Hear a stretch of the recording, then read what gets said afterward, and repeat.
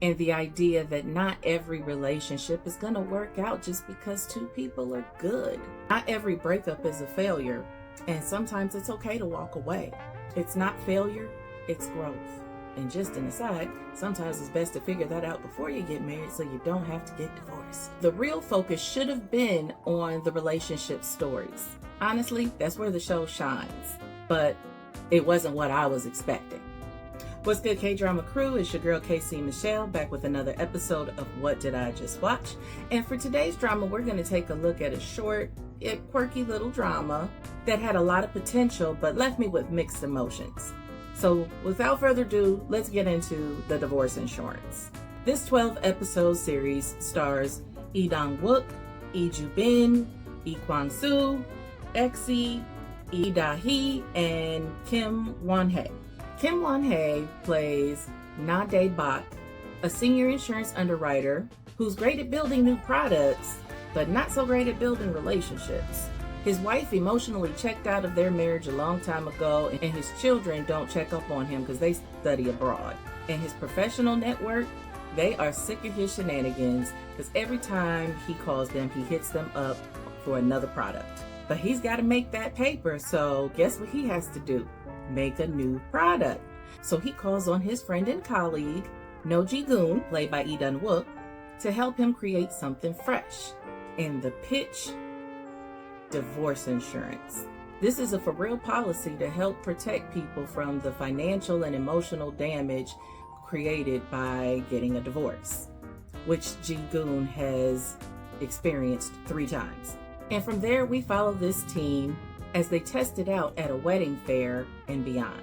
Now, on paper, this sounds like a clever drama with lots of good satire, and especially with this stacked cast. The trailer teases laughs, the promo screams comedy, but let's just say once I got into it, I was more into the other series that I was watching while I was waiting for new episodes to drop.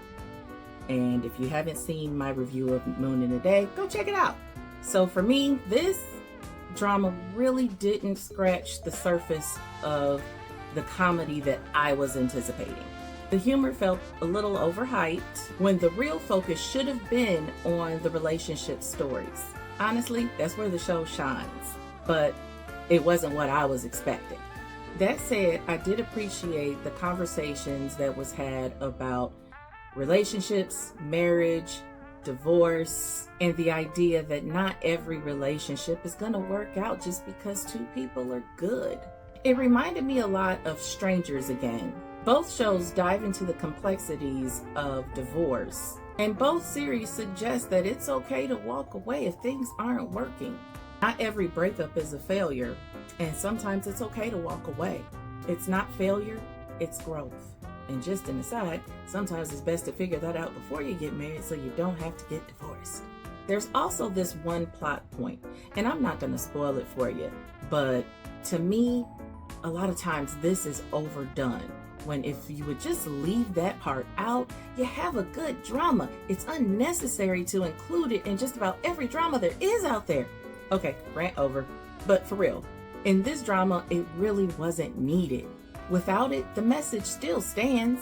The characters still evolve, and it wouldn't have felt like the writers were reaching for something that really wasn't there.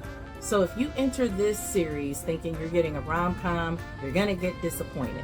But if you're open to a more reflective, low-key series about love, loss, and letting go, then this one will be worth your time.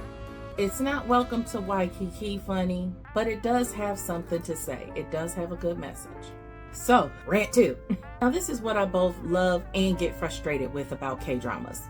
I go in thinking that it's one thing, and then about 4 or 5 episodes in, the genre shifts on me. Sometimes it's a little happy surprise, and other times I just wanted the comedy or the slow burn. I wasn't expecting people to get red-rummed in the middle of the show, but it's something I've come to expect after watching so many dramas. It's just par for the course at this point. But sometimes it would really be great if we just got a heads up that the genre is going to shift on us so that we know that we're getting ourselves into. So what did you think? Is Wook enough to get you to press play on this one? If you've already seen it, would you recommend it? Why or why not? And here's a bigger question. Do you think K-dramas like this can actually shape culture and people's views on divorce and ending relationships? Let's get into it in the comments. And as always, if you want to see more content like this, you know what you got to do.